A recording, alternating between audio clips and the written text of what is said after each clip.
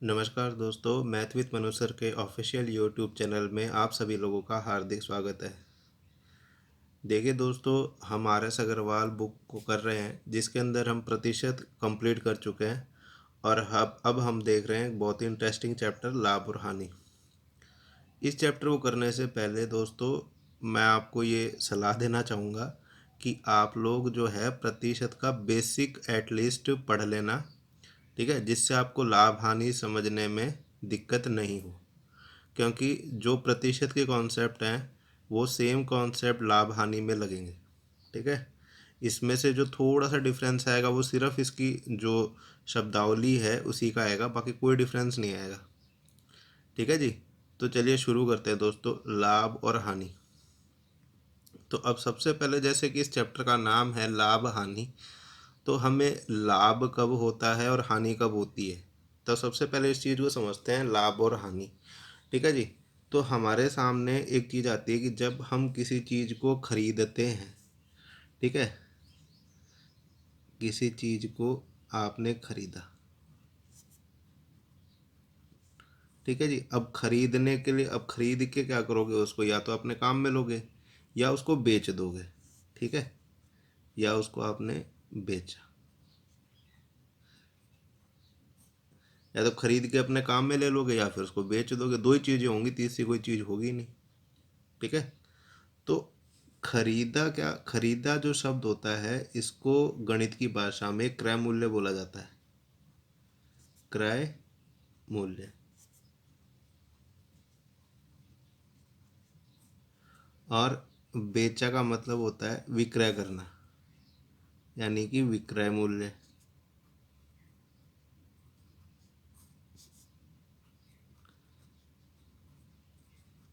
ठीक है दोस्तों। अब जैसे मैं आपसे कहूँ कि भाई आपको लाभ कब होगा, तो आप कहोगे सर मैं किसी चीज़ को कम में खरीद के अधिक में बेच दूँ तो मुझे लाभ हो जाएगा। समझते हैं देखो इस बात को। जैसे कि आपके पास में आप कोई चीज़ लेके आए, क्रय मूल्य, जिसको आपने 10 रुपये में ख़रीदा और उसको 12 रुपये में बेच दिया, ठीक है। तो आपको साफ दिख रहा है कि सर मैंने इसे 10 रुपये में तो ख़रीदा और 12 रुपये में बेच दिया। इसका मतलब आपको 2 रुपये एक्स्ट्रा मिलेंगे, यहाँ पे 2 रुपये एक्स्ट्रा आए। तो ये जो 2 रुपये एक्स्ट्रा है ये क्या आएगा, आपका लाभ, ठीक है जी। तो इस चीज़ को समझते हैं कि आपको कभी भी लाभ या हानि निकालनी हो, लाभ या हानि कभी भी निकालनी हो, एक चीज़ हमेशा फिक्स कर लेना, आप हमेशा विक्रय मूल्य में से क्रय मूल्य घटाओगे।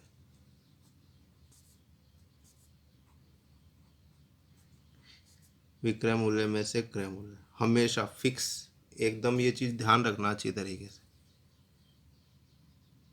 ठीक है जी।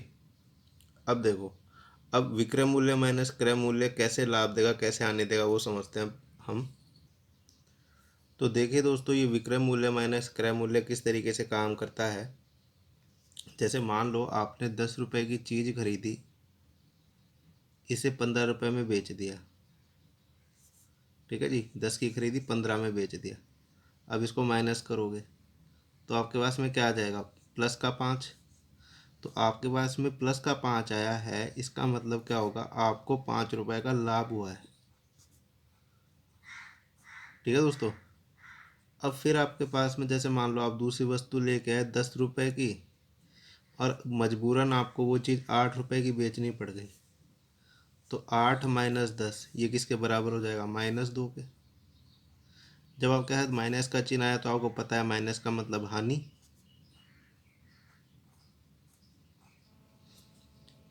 ठीक है जी। तो हमेशा विक्रय मूल्य में से क्रय मूल्य माइनस करना, ये बात मेरी ध्यान रखना, बहुत ही उम्दा लेवल के सवाल इस मेथड से हो जाते हैं पलक झपकते ही, ठीक है। ये हम आगे देखेंगे जब सवाल आएंगे हमारे सामने आर एस अग्रवाल बुक के अंदर, तब हम इस कॉन्सेप्ट का खूब यूज़ लेंगे, ठीक। तो अब बात ये है कि भाई आपको ये तो पूछेगा नहीं कि भाई रुपए में कितना लाभ हुआ है, आपसे प्रतिशत लाभ या प्रतिशत हानि की बात करेगा, ठीक। तो आपकी 10 रुपये की चीज़ थी, आपने 15 में बेच दी, 5 रुपये का लाभ कमाया, तो 5 रुपये का लाभ कितने पे कमाया आपने? 10 रुपये पे। ठीक है जी। तो आप इसको लिखोगे 5/10 और इंटू 100, 0 से 0 गया। इसका मतलब आपको प्रॉफिट हुआ है 50% का। दूसरी तरफ इस एग्जाम्पल को देखें तो 10 रुपये पर 2 रुपये की हानि हुई है।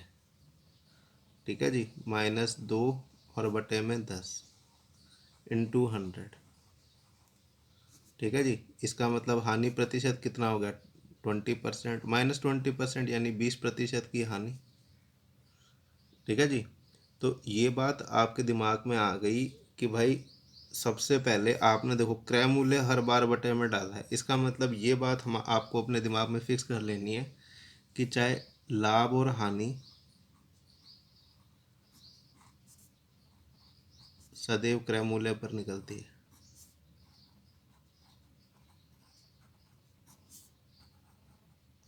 क्रय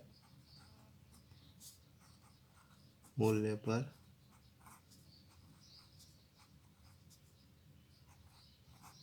निकलती है।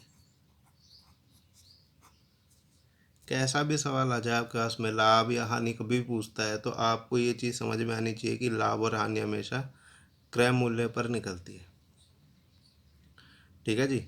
अब अगली चीज़ हमारे सामने आती है। अब मेरे को ये पता लग गया लाभ कब होती है, हानि कब होती है, कैसे होती है, प्रतिशत में मान निकालते हैं तो कैसे निकालते हैं। ठीक है जी। अब हमारे सामने दो तीन चीज़ें और आती हैं। एक हमारे सामने शब्द का प्रयोग होता है अंकित मूल्य। ठीक है जी। तो अंकित मूल्य क्या होता है? तो अंकित मूल्य वस्तु पर छपा मूल्य होता है, उसे अंकित मूल्य कहते हैं। वस्तु पर छपा मूल्य। ठीक है जी। वस्तु पर छपा मूल्य क्या कहलाता है? अंकित मूल्य। ठीक है जी। अब अंकित मूल्य के साथ में एक शब्द और आता है बटा। ठीक है जी। बटे के काफ़ी प्रकार होते हैं, इसको हम समझेंगे। तो बटा हमेशा अंकित मूल्य पर दिया जाता है, ये बात ध्यान रखना। बटा सदैव अंकित मूल्य पर दिया जाता है।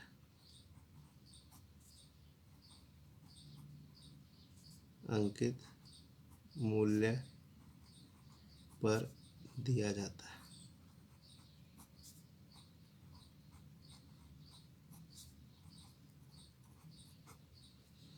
ठीक है जी। अंकित मूल्य पर बटा दिया जाता है। जैसे इसका भी एग्जांपल ले लेते हैं। जैसे मान लो कि आपके पास में कोई चीज़ है जिसका मूल्य अंकित मूल्य यानी कि छपा हुआ मूल्य 100 रुपये अंकित किया। अब उस पे बोला कि भाई इस पे अंकित मूल्य छूट दिया आपने 20% की। ठीक है जी। तो 20% की छूट दोगे, इसका मतलब 80% भाव चुकाओगे इसके, तो इसका मतलब इसको लिखोगे 80/100। ठीक है। काटोगे, इसका मतलब 100 रुपये की चीज़ के कितने रुपए दे के आओगे? 80 रुपये। ठीक है जी। तो इस तरीके से बटा मिलता है। अब इस पूरे कॉन्सेप्ट में एक चीज़ कॉमन आएगी, किस तरीके से समझना है इस बात को। तो देखो क्रय मूल्य जो है, हम कोई चीज़ खरीद के लाते हैं, हम उसको बेचते हैं तो हमें क्या प्राप्त होता है? हमेशा विक्रय मूल्य। ठीक है। क्रय मूल्य पर बेचेंगे तो हमें क्या प्राप्त होगा? विक्रय मूल्य। अब क्रय मूल्य पर लाभ भी हो सकती है और हानि भी हो सकती है। ठीक है जी। और अंकित मूल्य